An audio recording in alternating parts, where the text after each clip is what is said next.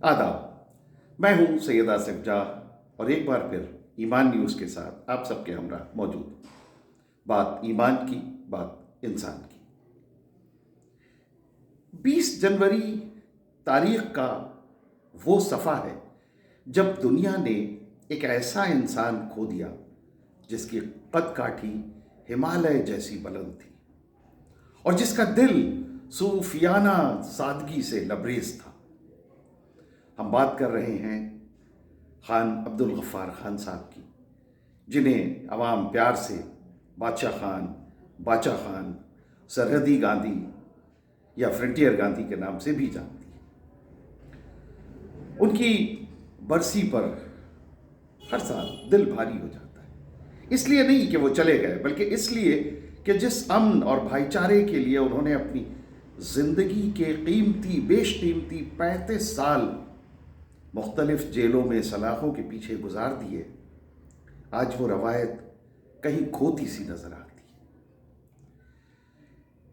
6 फरवरी 1890 को पेशावर के पास उस्मान जई के एक खुशहाल घराने में पैदा होने वाले बादशाह खान अगर चाहते तो ऐशो आराम की ज़िंदगी गुजार सकते थे, लेकिन उनके सीने में गुलामी की जंजीरें चुभती थी।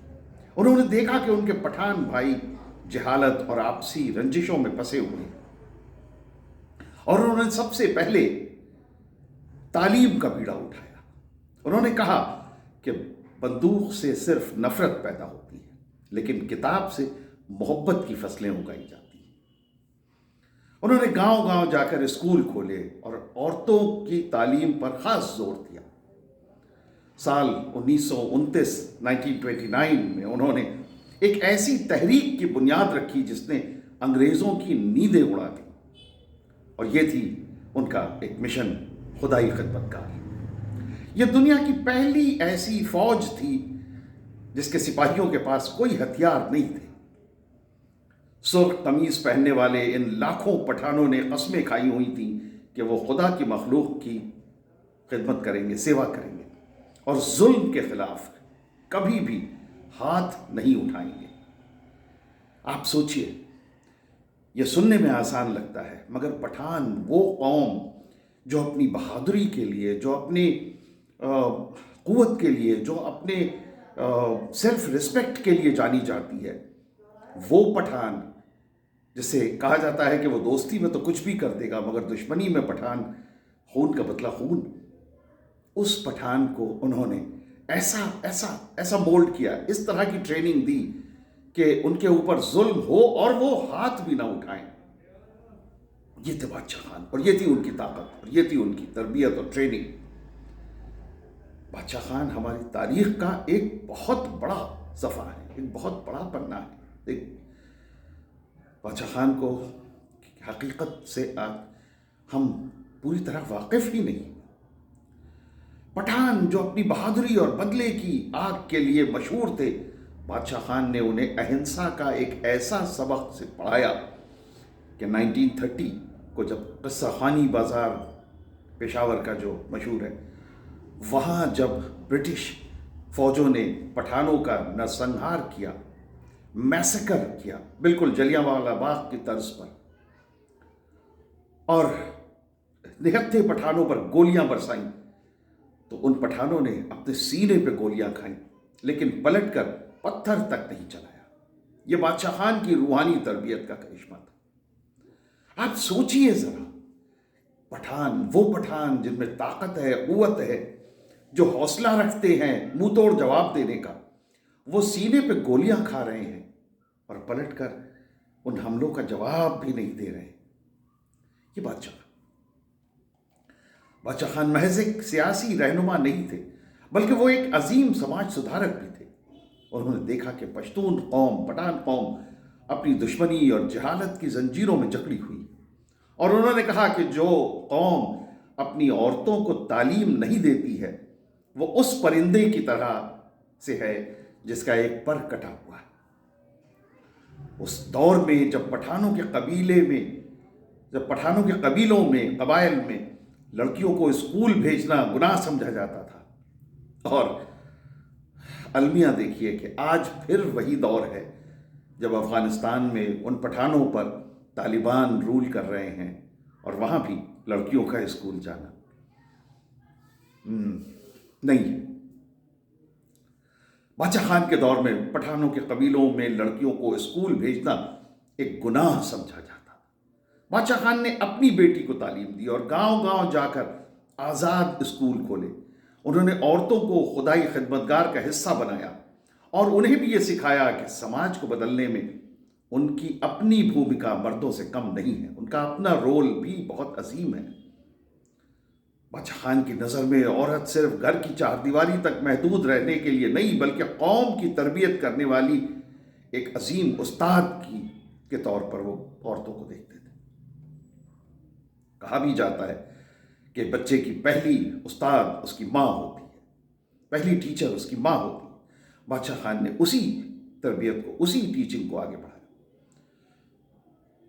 اور پھر سال 1929 میں انہوں نے ایک ایسی تحریک کی بنیاد رکھی، خدائی خدمتگار، جس نے برٹش سرکار کی نیو ہلا دی۔ خدائی خدمتگار صرف ایسا نہیں ہے کہ صرف ان کے پاس بندوقیں نہیں تھیں، بلکہ ان کے پاس عدم تشدد یعنی اہنسا کا ایک ایسا ان پر بادشاہ خان نے اس طرح سے انہیں ٹرین کیا کہ اہنسا کا اٹوٹ بھروسہ اہنسا پر ان خدائی خدمتگاروں کو تھا۔ یہ خدائی خدمتگار بننے کے لیے جو حلف اٹھانی پڑتی تھی، جو اوتھ لینی پڑتی تھی، وہ روح کو کپا دینے والی تھی۔ اس کی کچھ شرطیں یہ ہیں کہ میں اللہ کو گواہ مان کر یہ وعدہ کرتا ہوں کہ میں اپنی قوم اور انسانیت کی خدمت بنا کسی لالچ کے کروں گا۔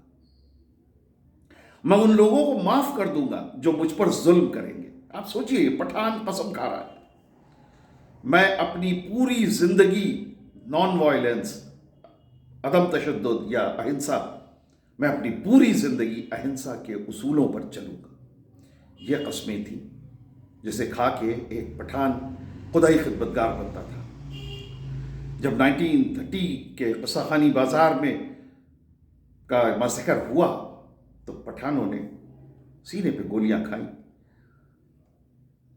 سال 1929 میں پٹھان جو اپنی بہادری اور مرتے دم تک اپنی بدلہ لینے کی روایت کے لیے مشہور تھے، انہیں بادشاہ خان نے بدل کر رکھ دیا اور انہیں خدائی خدمتگار بنا دیا۔